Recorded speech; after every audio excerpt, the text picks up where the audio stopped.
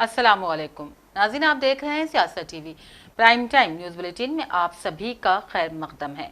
मैं हूं नाजिमा। सबसे पहले नजर डालते हैं हेडलाइंस पर। जामे सर्वे, गलत मालूमात फैलाने वालों के खिलाफ सख्त कार्रवाई का इंतबाह। कास्ट सर्वे ने बीजेपी और बीआरएस को बेचैन कर दिया। रियासती वजीर डी सीधर बाबू का रिमार्क। कांग्रेस हुकूमत की 1 साल तकमील पर अवामी जश्न मनाने हुकूमत का फैसला। 14 नवंबर ता 9 दिसंबर मुख्तलिफ प्रोग्राम्स के लिए रोड मैप की तैयारी। डिप्टी चीफ मिनिस्टर ने किया ऐलान। महाराष्ट्र में वजीर आला रेवंत रेड्डी के बयानात पर बीआरएस बरहम। हरीश राव ने कहा, रियासती कांग्रेस हुकूमत हर महाज पर नाकाम। जोबलिंस में वाक़ मशहूर होटल के किचन में पुरस्कार धमाका, कोई जानी नुकसान नहीं, इलाके में तशवीश की लहर। महाराष्ट्र में वजीर आला का फैसला इलेक्शन के बाद किया जाएगा। अमित शाह का बयान, कहा बीजेपी दोबारा इख्तियार पर आएगी। दिल्ली और हरियाणा में फिजाई आलूदगी संगीन मसला, बिजली की गाड़ियों और ट्रैक्टर्स के इस्तेमाल पर हुकूमत का जोर। कहा एहतियात नहीं बरती गई तो फिर नई नस्ल का सांस लेना भी मुश्किल हो जाएगा। और कश्मीर के किश्तवाड़ में एक और इनकाउंटर, फौज ने इलाके का मुहासिरा कर लिया। 4 शिद्दत पसंदों की मौजूदगी का इंकशाफ। हेडलाइंस आपने देखी, अब पेश है खबरों की तफसील। रियासती वजीर इंफॉर्मेशन टेक्नोलॉजी टी सीधर बाबू ने कहा, हुकूमत तेलंगाना के जरिए शुरू करदा समाजी इख्तिसादी जामे कास्ट सर्वे के बारे में गलत मालूमात फैलाने की किसी भी कोशिश में मुलविस अफराद के खिलाफ सख्त कार्रवाई की जाएगी। उन्होंने नए सर्वे की जरूरत पर सवाल उठा रहे बीआरएस कायदीन पर भी तनकीद की और वाज़ेह किया कि साबिका खानदानी सर्वे से डाटा साबिक हुकूमत की जरूरत के मुताबिक इकट्ठा किया गया था।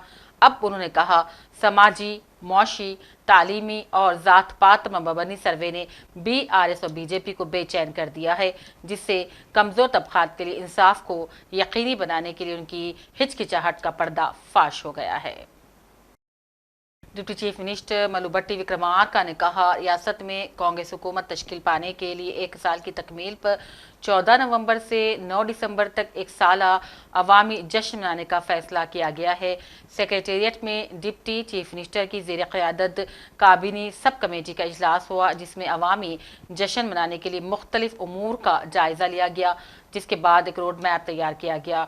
डिप्टी चीफ मिनिस्टर मल्लुभट्टी विक्रमार्का ने बताया, मुल्क के पहले वजीर आजम आंजेहानी जवाहरलाल नेहरू की यौम पैदाइश 14 नवंबर से अवामी जश्न प्रोग्राम्स का आगाज होगा। कांग्रेस क़ायद सोनिया गांधी की सालगिरह 9 दिसंबर तक मुख्तलिफ प्रोग्राम्स का इनेकाद करने की हिकमत अमली तैयार की गई है।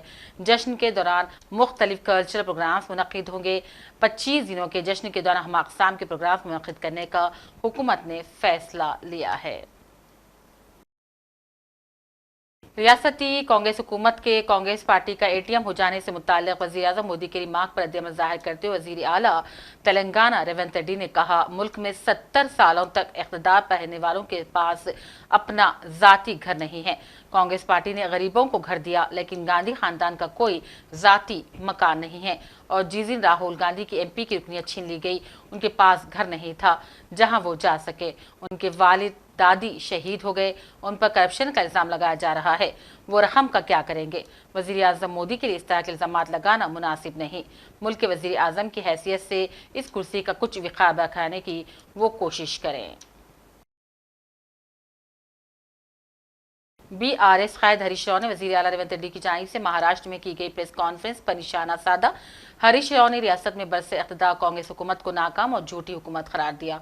हरीश राव ने किसानों और आवाम से किए गए वादों को फरामोश करने का भी रेवंत हुकूमत पर इल्ज़ाम लगाया। तुम वादा नहीं निभाए, वादा को तुम तोड़े। जो वादा लोगों के लिए किया था वो वादा को आप तोड़ दिए हैं। वादा आप नहीं निभाए, जितने भी वादा करे थे पूरे वादा को आप तोड़े। बात की बात मैं रेवंत रेड्डी से ये बात भी बोलना चाह रहा था, अब सच बताना था लोगों को। महाराष्ट्र में जो केसीआर साहब सरकार थे, केसीआर साहब हर साल में किसानों को खेती के लिए 10,000 रुपये देते थे, वो स्कीम मैं बंद करा बोल के आप रेवंत रेड्डी बोलना था। क्यों नहीं बोले? आप बंद कर दिए ना। परसों खरीफ में 1 रुपया भी नहीं दिए। पिछले सरकार ने जो रैतु बंधु के नाम पे 10-10 हजार रुपये हर साल देते थे, वो स्कीम को मैं बंद करा बोल के रेवंत रेड्डी बोलना था।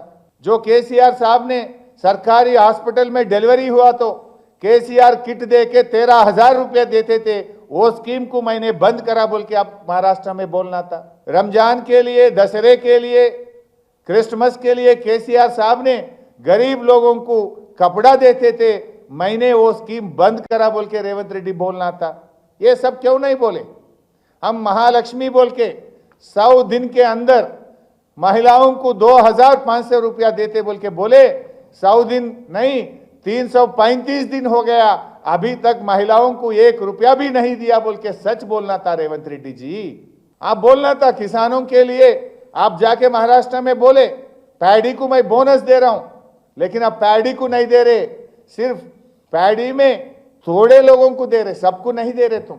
जब इलेक्शन में बोले सब क्रॉप्स के लिए आप बोनस देंगे, अभी दे रहे ओनली फाइन वेराइटी के लिए आप बोनस दे रहे। लेकिन महाराष्ट्र में बोले धान को मैं बोनस दे रहा हूं एमएस के, वो भी गलत बोले। वो भी बोलना था मैं पूरा नहीं दे रहा हूं बोल के। और आप बोल रहे थे यहाँ बेवा बूढ़ा लोगों का पेंशन आते ही, कांग्रेस हुकूमत आते ही आप 4,000 रुपया हर महीना देते बोल के बोले, लेकिन मैं नहीं दिया। जो पुराना सरकार बीआरएस सरकार ने 2,000 दे रहा है वही दे रहे, उसमें भी 1-2 महीना मैं कट कर दिया बोल के बोलना था आपने।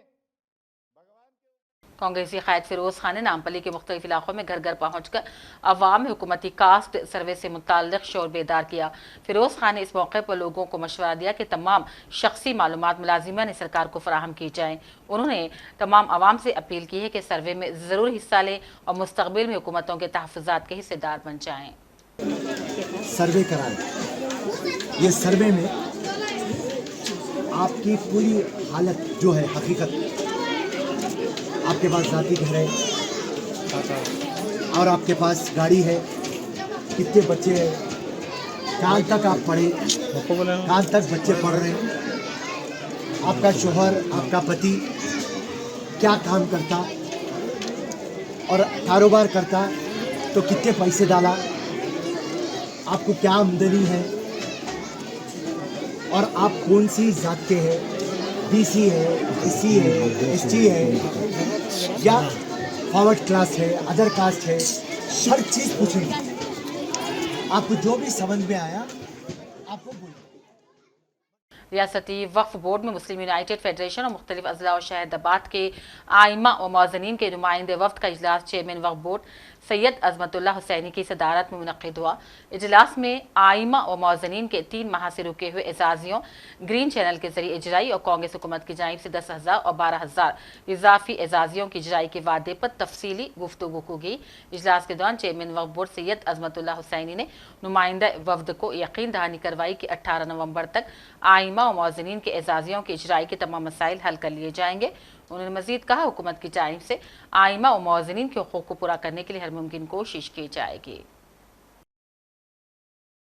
श्री गुरु सिंह सभा प्रबंधक कमेटी अफजलगंज और गुरुद्वारा साहिब सिकंदराबाद ने एक प्रेस कॉन्फ्रेंस करते हुए बताया कि सिख पंथ के बानी गुरु नानक जयंती प्रकाश उत्सव तकरीबात का आगाज हो गया है।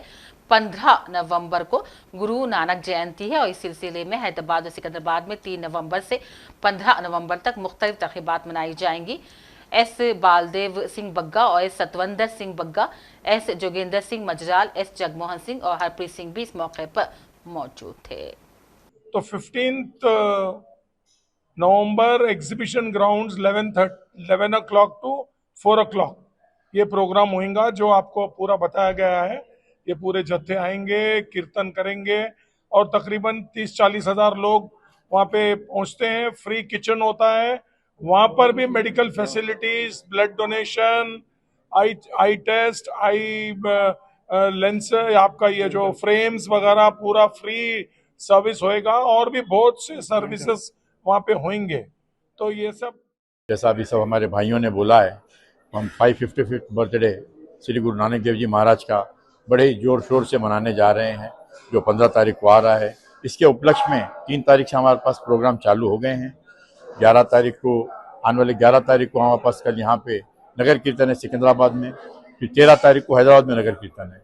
इसके बाद 15 तारीख को जो मेन प्रोग्राम है एग्जीबिशन ग्राउंड में होगा, वहाँ पे जो है काफ़ी संगत जुड़ेगी।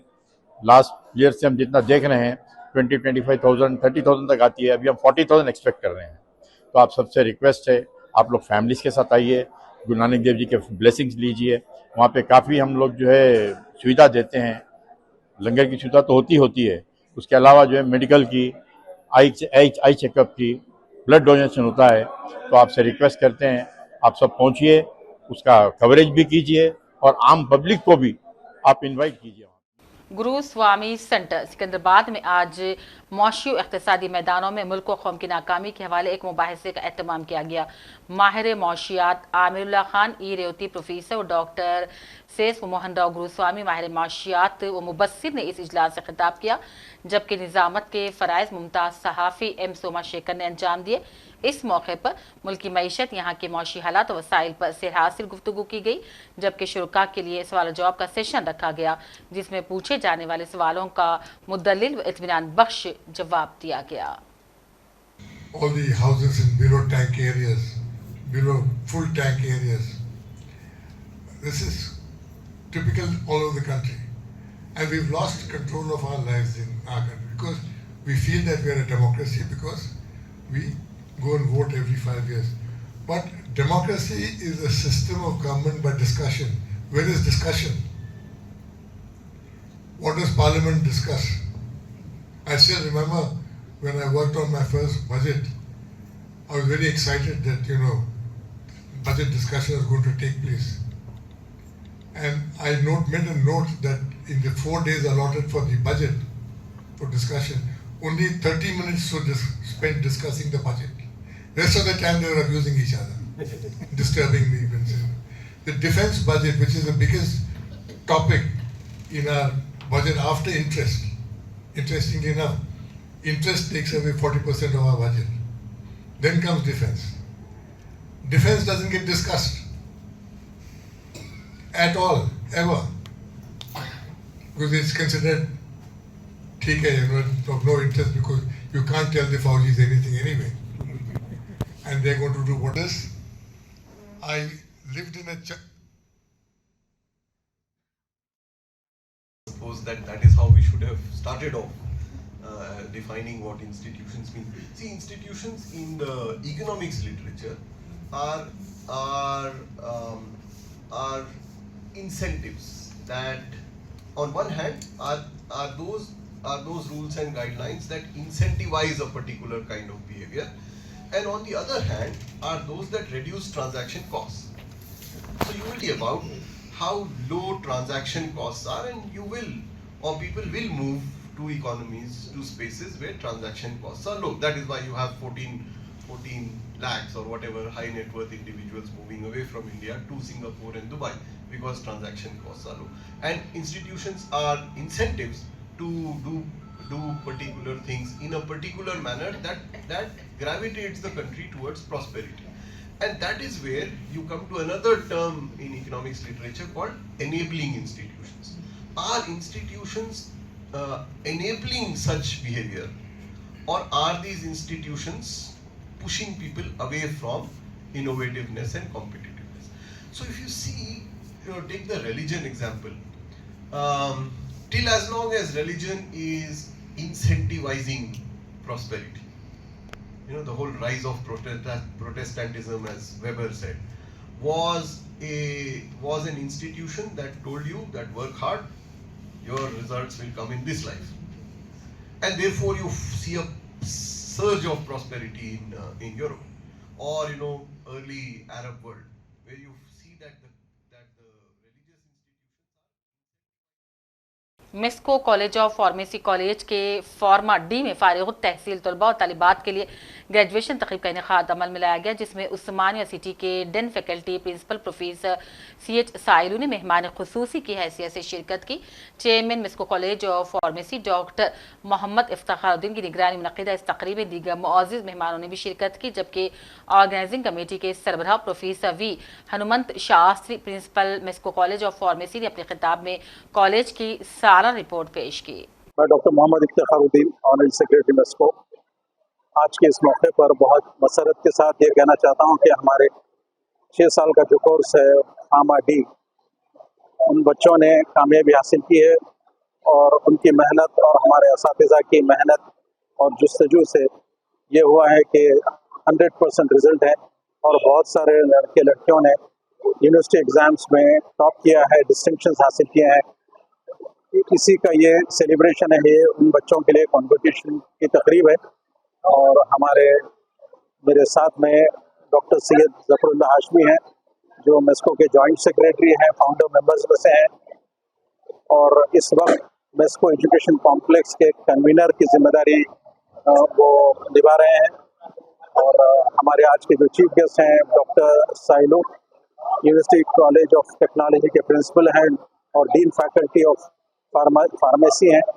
और ये सारे लड़के जो हैं, ये सारा प्रोग्राम इसी सिलसिले में है कि इन बच्चों की हिम्मत अफजाई की जाए, इनको इनकी मेहनत का कुछ सिला दिया जाए और इनको आगे का रास्ता दिखा जाए कि भाई ये अपने मुस्तकबिल में कैसे सक्सेसफुल क्लिनिकल फार्मासिस्ट बने और इनके लिए क्या मौके हैं कि ये अपनी ज़िंदगी को बेहतर बना सकें। और मेस्को चाहता है कि ये अपने अच्छे अखलाक और किरदार को कायम रखते हुए एक बहुत ही नॉलेजेबल और बहुत ही स्किल्ड और बहुत ही कामयाब ये हॉस्पिटल फार्मासिस्ट बने। मेस्को बेसिकली जो है हम ज़्यादा से ज़्यादा बच्चों को अपने एजुकेशन की तरफ और हाई एजुकेशन की तरफ ले जाना चाहते हैं, प्रोफेशनली इनको एक कैपेबल फोर्स बनाना चाह रहे हैं। तो आज के मौके पर आप देख सकते हैं कि जो है ये डॉक्टरेट की डिग्री हासिल किए हैं, ये क्लिनिकल फार्माकोलॉजिस्ट से वाबस्ता कोर्स है जो रेयर भी है और सरेआम अब हो रहा है।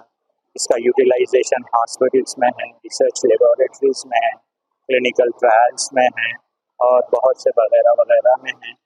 और ये मेस्को की आइंदा भी हमारी एक कोशिश है कि जो है इसका इक्विवेलेंट PhD इन फार्माकोलॉजी में लाना चाहिए। वो इंडस्ट्रीज से संबंध है और ये जो है क्लिनिक्स पेशेंट से संबंध है। तो ये एक किस्म का एक सिम्बियोसिस दुरुस्त करना चाह रहे हैं ताकि हमारे बच्चे जो है ब्रिज एजुकेशन को भी यूटिलाइज कर सके। क्लिनिकल फार्माकोलॉजी से PhD करने से इनको इंडस्ट्रीज फार्माकोलॉजी की तरफ भी जो है रुझान बढ़ सके और ये वहाँ पर भी जो है अपने जॉब ले सके और PhD वाले भी क्लिनिकल साइड पे आ सके।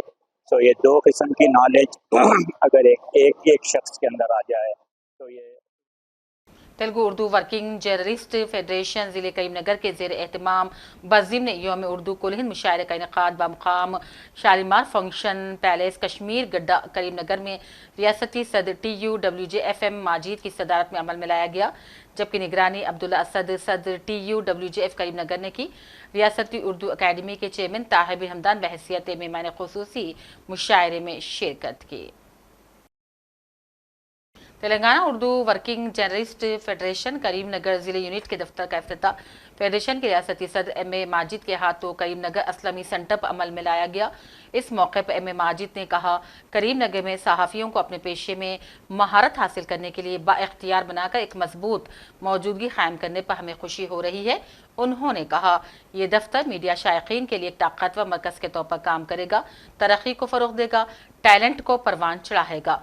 इस मौके पर TUWJF के ज़िले सदर MA असद, सेक्रेटरी सिराज मसूद, नायब सदूर सादत अली सिद्दीकी, हाफिज सादिक अली अहमद, सैयद इमामुद्दीन, मोहसिन मोहिउद्दीन, अफजल पाशा, अजहरुद्दीन, जहीर अहमद, शहराज के अलावा साबिर डिप्टी मेयर अब्बास समी, काउंसलर शरफुद्दीन दीगर मौजूद थे। पवन कुमार, कांग्रेसी कायदीन समद नवाब, मोहम्मद ताज, शेख अकबर, अली, मोहम्मद लईक, अब्दुर्रहमान, BIS लीडर मीर शौकती और दूसरे मौजूद थे। जोबलीज में वाक़ मशहूर रेस्टोरेंट तेलंगाना स्पाइस किचन के किचन में ही पुरस्कार धमाका हो गया, जिससे इस इलाके में रहने वालों में तशवीश पैदा हो गई। इस वाक़े में किसी भी जाय नुकसान की कोई इत्तला नहीं मिली, ताहम धमाके के नतीजे में करीबी दुर्गा भवानी नगर बस्ती में पत्थर उड़कर गिरने से मकानात को नुकसान पहुंचा। एक खातून जख्मी भी हो गई। धमाके से करीबी बस्ती में अफरा तफरी का माहौल हो गया। धमाके की जोरदार आवाज़ सुनकर लोग जान बचाने के लिए दौड़ पड़े। इत्तलात में बताया गया कि एक जोरदार धमाका हुआ और शोलों ने होटल के कीचड़ को अपनी लपेट में ले लिया। जोबलिस पुलिस ने मौके पर पहुंचकर तहकीकात का आगाज किया।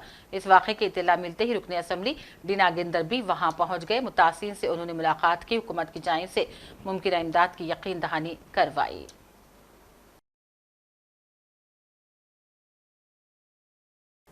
संगारेड्डी के मजाफाती कस्बे जहीराबाद में बाईपास रोड पर एक कार कंटेनर में आग लग गई। कारों समेत कर्नाटक से हैदराबाद जाने वाले कंटेनर में आग लग जाने से 8 कारें मुकम्मल तौर पर जलकर तबाह हो गई। इस हादसे में ड्राइवर भी जख्मी हो गया।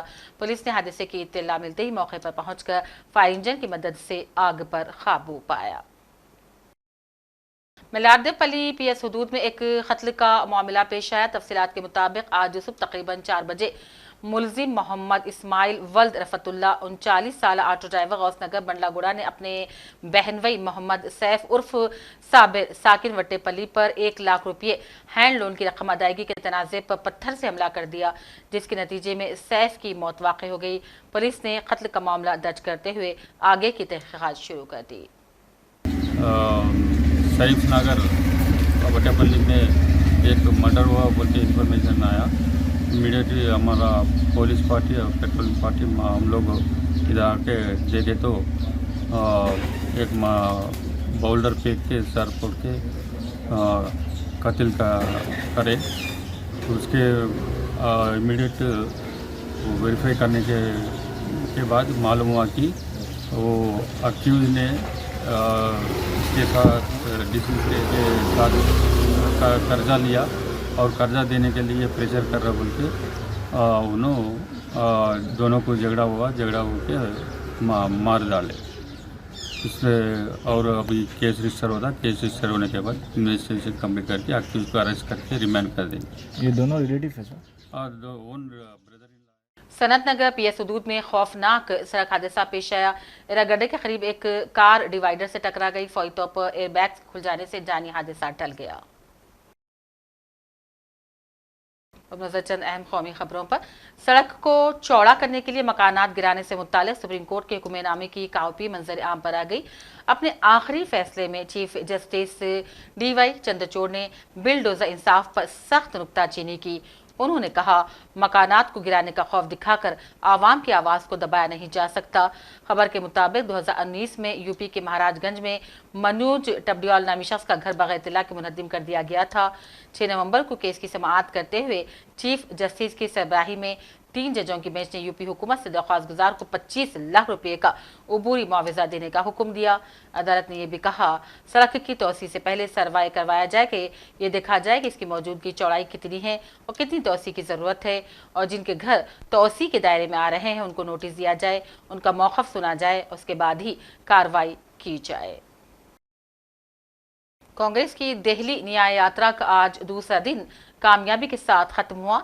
आज ये यात्रा जामे मस्जिद से शुरू हुई और 12 हिंदू राम पर अख्तिताम पसीर होने से कबल चांदनी चौक, मेन बाजार, सदर बाजार, खरोल बाग, राजेंद्र नगर, पटेल नगर, आज़ाद मार्केट से गुजरी। आज इस यात्रा ने तकरीबन 25 किलोमीटर के रास्ता तय किया। इस दौरान दिल्ली प्रदेश कांग्रेस कमेटी के सदर देवेंद्र यादव के अलावा कांग्रेस के सीनियर कायदीन, हजारों कांग्रेस कारकुनान, रजाकार और मुकामी बाशिंदे यात्रा में शरीक नजर आए।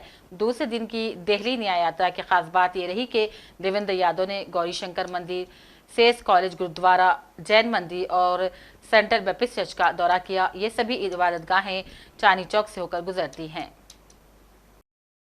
वाज़ेह है कि महाराष्ट्र में असेंबली इंतखाबात की तशहीरी मुहिम पूरे जोर शोर से जारी है। मुंबई में बीजेपी की जानिब से आज इंतखाबी मंशूर का इजरा किया गया। इस मौके पर मरकजी वजीर दाखिला और बीजेपी के रहनुमा अमित शाह ने कहा, मुझे पूरा यकीन है कि इस बार महाराष्ट्र में महायुति इत्तेहाद दोबारा इख्तियार पर आएगा। उन्होंने ये भी कहा, वजीर आला का फैसला महायुति इत्तेहाद में शामिल तमाम हरीफ पार्टियां ही करेंगी। ट्रिपल तलाक समाप्त हो जाएगा। कोई नहीं मानता था इस देश में राम जन्मभूमि का मंदिर 550 साल के बाद सम्मान के साथ राम जन्म के स्थान पर ही भव्य मंदिर दिखाई पड़ेगा। इसके साथ साथ हमने वादा किया था समृद्ध भारत का। 11वें अर्थतंत्र से हमने 10 साल के अंदर ही देश के अर्थतंत्र को 5वें नंबर पर पहुंचा है, और हमारा वादा है कि 27 में हम भारत को 3रे नंबर का अर्थतंत्र बनाएंगे। इस वादे की ओर हम तेजी के साथ आगे बढ़ रहे हैं। 60 करोड़ गरीबों को घर, बिजली, गैस, शौचालय, पीने का पानी, मुफ्त अनाज और मुफ्त इलाज ये देने का काम भी हमने किया है। और दूसरी ओर अगाड़ी है, कांग्रेस के अध्यक्ष ने भी कहना पड़ता है कि कांग्रेस के जब वादा करे तो सोच समझ कर करे, क्योंकि वादा पूरा नहीं करते हो और मुझे जवाब देना पड़ता है। हमारे सामने हिमाचल का उदाहरण है, कांग्रेस वादों से मुकरी है। तेलंगाना का उदाहरण है, कांग्रेस वादों से मुकरी है। कर्नाटक का उदाहरण है, कांग्रेस वादों से मुकरी है। ये अघाड़ी के वादों के विश्वसनीयता पाताल से नीचे गई है और युति के वादों पर पूरे देश की जनता को भरोसा है, भारत की जनता को भी भरोसा है। और इंतहा तो तब होती है कि जिस संविधान की प्रति को लेकर राहुल जी संसद में संसद सदस्य की शपथ लिए, जिस संविधान को लहराकर बाबा साहब आम्बेडकर के संकल्पों की याद दिलाई, जब किसी प्रेस के मित्र ने वो संविधान की प्रति को खोल कर देखा तो पूरा कोरा था, एक अक्षर भी नहीं लिखा। इससे बड़ा अपमान भारत के संविधान का भारत की 76 साल की आजादी में कभी नहीं। जम्मू कश्मीर के जिले किश्तवाड़ के केशोर इलाके में सिक्योरिटी फोर्सेस और मिलिटेंट्स के दरमियान इनकाउंटर शुरू हो गया। हम आपको बता दें कि जम्मू कश्मीर में इतवार को छिड़ने वाला दूसरा इनकाउंटर है। इससे पहले इतवार की सुबह श्रीनगर के जबरून जंगलात इलाके में भी सिक्योरिटी फोर्सेस और मिलिटेंट्स के दरमियान इनकाउंटर हुआ। किश्तवाड़ पुलिस ने एक्स पर एक पोस्ट के जरिए जानकारी दी और कहा किश्तवाड़ के केशोर में सिक्योरिटी फोर्सेस और दहशतगर्दों के दरमियान इनकाउंटर शुरू हो गया है। उन्होंने कहा मुहासरे में 3 से 4 शिद्दत पसंदों के फंसने का इम्कान है। हरियाणा में फिजाई आलूदगी पर काबू पाने के लिए इक़दाम शुरू कर दिए गए हैं, जबकि यहां बिजली से चलने वाली गाड़ियों बसों की हौसला अफजाई की जा रही है। मरकजी वजीर तवानाई मनोहर लाल खट्टर ने हरियाणा में बिजली से चलने वाले ट्रैक्टर का इफ्तिताह किया और इस बात का पैगाम दिया कि अब आवाम को इलेक्ट्रिक गाड़ियों को अपनाने के लिए आगे आना होगा। उन्होंने कहा अब हमने अगर ये बदलाव नहीं किया तो फिर हम मुस्तकबिल में हमारी नस्लों का सांस लेना मुश्किल हो जाएगा। बहुत ही एक ऐसा मैं कहूँगा कि नोबल कॉज के लिए जो ईवी सर्विसेज नाते से कार्यक्रम ब्रीद नाम से शुरू किया गया है, इसका बहुत लाभ खास करके दिल्ली जैसे शहर में इसकी बड़ी आवश्यकता थी। और इसको सबसे पहले चरण में हम जितने सरकारी व्हीकल्स हैं, अफसरों की गाड़ियां हैं, हमारे कर्मचारियों के जो वाहन हैं और भी जो उपयोग आने वाले वाहन हैं, उनको सबको ईवी सर्विसेज पर लाएंगे ताकि प्रदूषण में कमी लाई जा सके।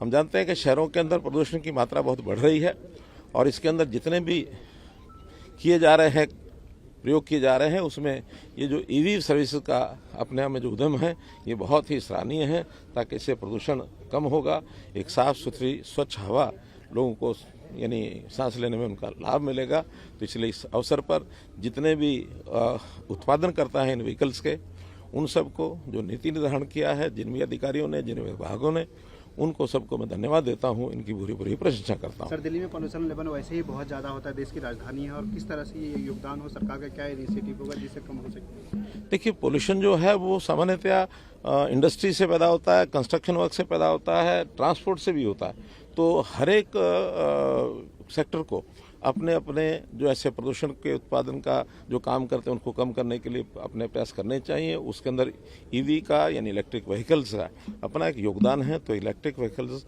अगर सारे यानी देश में, शहरों में खास करके अगर उसका बदलाव होता है और सामान्य जो डीजल से, पेट्रोल से चलने वाले वाहन हैं वो ईवी में अगर परिवर्तित होते हैं तो इसका बहुत बड़ा लाभ होता है। सर, हर क्षेत्र में आ रहा है, हमने किसान की जब कृषि की बात कर रहे हैं, आपने भी ट्रैक्टर चला के देखा ईवी वाला, आने वाले समय में किस तरह की उम्मीद की जाए, सरकार और भी कुछ जो किसानों के लिए राहत देगी इसको लेकर? देखिए, मैंने बताया कि पहले भी हर स्टेट को अपनी अपनी पॉलिसीज बनाई होती हैं। जब मैं हरियाणा में मुख्यमंत्री था तो हमने ईवी पॉलिसीज अपनी बनाई थी। ईवी पॉलिसी के माध्यम से जितने तरह के व्हीकल्स हैं उनको पर्याप्त कंसेशन, सब्सिडीज दी थी।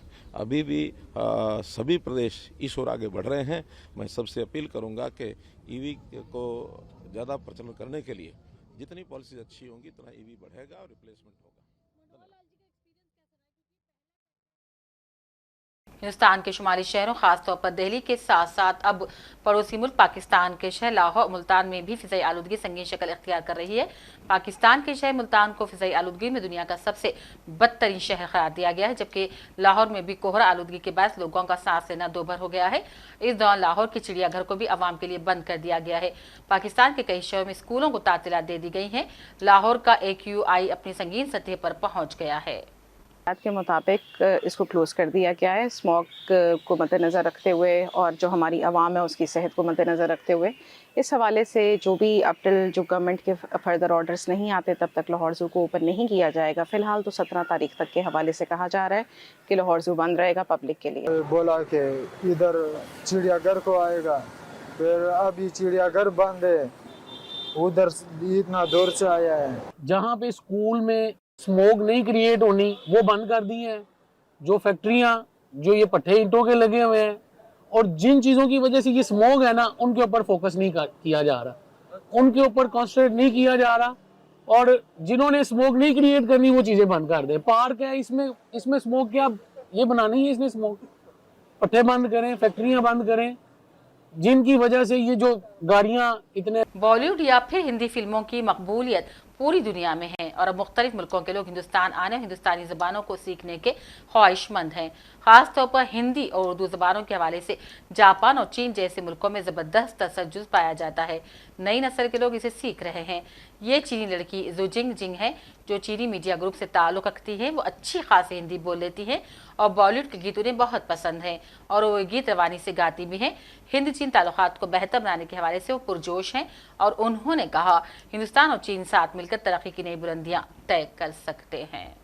भारतीय लोग मेरा चीनी नाम याद नहीं कर सकते हैं, इसलिए ज्यादातर मैं तो भारतीय दोस्तों को समझाते हैं कि मेरा हिंदी नाम मीरा है। क्या करती हैं आप, अपने बारे में थोड़ा सा बताइए। हाँ, तो वास्तव में मैं चाइना के मीडिया में काम करती हूँ, चाइना मीडिया ग्रुप, और हमारे ग्रुप में कुल 80 अलग अलग भाषाओं से कार्यक्रम बनाते हैं। मैं तो हिंदी सेवा में काम करती हूँ, इसलिए मैं हिंदी में कार्यक्रम बनाती हूँ। आज हम लोग ग्रेट वॉल ऑफ चाइना में आए हैं, तो सबसे पहले थोड़ा ग्रेट वॉल ऑफ चाइना के बारे में बताइए, इसकी हिस्ट्री के बारे में बताइए। हाँ ठीक है, जो सभी विदेशी लोग जो चाइना में पहली बार चाइना में आए तो जरूर the great wall of China यानी लंबी दीवार जाना चाहते हैं। और आज हमारे यहाँ मौजूद है, ये बीजिंग का एक हिस्सा है, क्योंकि ये लंबी दीवार न केवल बीजिंग में मिलते हैं, ये कुल मिलाकर लगभग 6000 से ज्यादा किलोमीटर दूर है। और बीजिंग में यहाँ इस जगह का नाम सिर्फ जुयोंग पास, ये लंबी दीवार का एक पास है सिर्फ।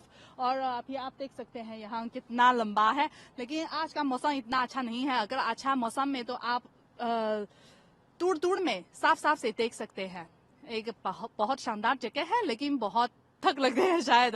और ऊपर में आप देख सकते हैं एक अलग अलग टावर है। ये तो प्राचीन समय में ये तो दुश्मन रोकने के लिए ये लंबी दीवार बनाई जाती है। और ये टावर पर एक होर है, तो आप हथियार इधर रख सकते हैं और ये दीवार ये दुश्मन के हथियार रोक कर सकते हैं और आप दुश्मन को मार कर सकते हैं। ये प्राचीन समय में ये फंक्शन है, लेकिन आज के मौसम में और आज ये सिर्फ एक पर्यटन साइट बन गया है। और इंडिया आप पहले कभी आई हैं?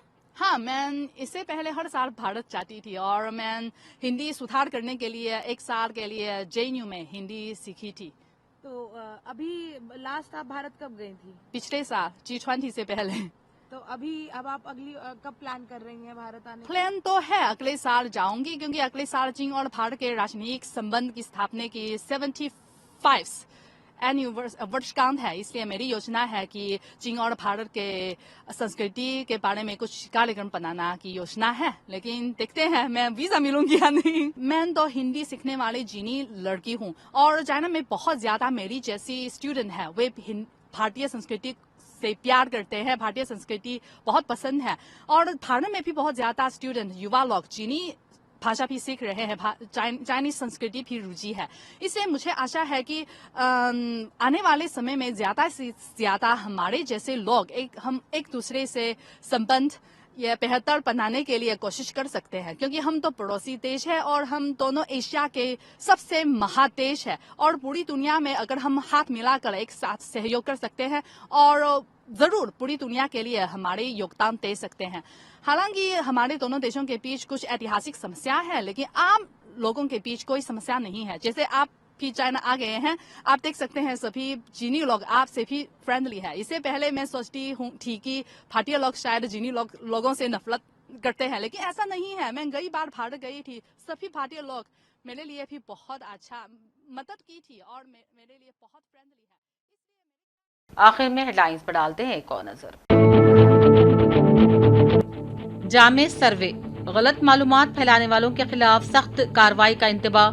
कास्ट सर्वे ने बीजेपी और बीआरएस को बेचैन कर दिया। रियासती वजीर डी श्रीधर बाबू का रिमार्क।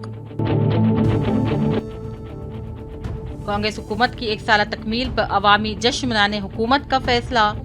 14 नवंबर ता 9 दिसंबर मुख्तलिफ प्रोग्राम्स के लिए रोड मैप की तैयारी। डिप्टी चीफ मिनिस्टर ने किया ऐलान। महाराष्ट्र में वजीर आला रविंद्र रेड्डी के बयानात पर बीआरएस बरहम। हरीश राव ने कहा रियासती कांग्रेस हुकूमत हर महाज पर नाकाम। जोबलिंस में वाक़े मशहूर होटल के किचन में पुरस्कार धमाका, कोई जानी नुकसान नहीं, इलाके में तशवीश की लहर। महाराष्ट्र में वजीर आला का फैसला, इलेक्शन के बाद किया जाएगा। अमित शाह का बयान, कहा बीजेपी दोबारा इख्तियार पर आएगी। दिल्ली और हरियाणा में फिजाई आलूदगी संगीन मसला, बिजली की गाड़ियों और ट्रैक्टर्स के इस्तेमाल पर हुकूमत का जोर।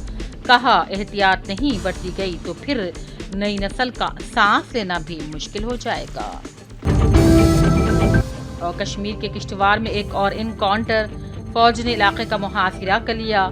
4 शिद्दत पसंदों की मौजूदगी का इंकशाफ। इसी के साथ प्राइम टाइम बुलेटिन का सिलसिला अब यहीं अख्ताम को पहुंच चुका है। पूरी टीम के साथ दीजिए इजाजत। देखते रहिए सियासत टीवी। अल्लाह हाफिज।